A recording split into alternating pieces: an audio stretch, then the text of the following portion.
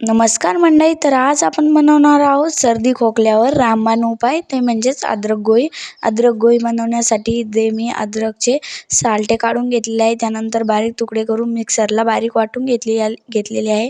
कढईत टाकायचं, मस्त असं हलवून घ्यायचं. त्यानंतर त्याच्यात अद्रक घेतलेलं आहे, त्याच्यात दुप्पट गूळ घेतलेला आहे. गूळ मस्त असा वितळून घ्यायचा आहे आणि त्याची मस्त अशी चासणी करून घ्यायची आहे. हे बघा, असे गूळ लगेच वितळून जातो आणि मस्त अशी आपली चासणी होते. आणि त्यानंतर त्याच्यात थोडं लवंग मिरे इथे मी कुटून टाकलेले आहे आणि हळद टाकलेली आहे. हळदीनं आणि लवंग मिऱ्याने खूप भारी असा सर्दी खोकला असला की मस्त असा फरक पडतो. त्यानंतर तुम्ही बघू शकता, इथे आपली चासणी झालेली आहे. प्लेटीला तेल लावून नाही तर तूप लावून घ्यायचं आहे थोडंसं आणि मस्त असे आपले कँडीसारखं असं प्लेटीवर पसरायचं आहे.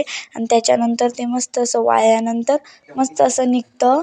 आणि तुम्ही बघू शकता, इथे आपली अद्रक गोळी तयार आहे. रेसिपी पूर्ण बघायची आहे तर खाली त्रिकोणावर क्लिक करा. व्हिडिओ आवडल्यास लाईक, शेअर, सबस्क्राईब करा.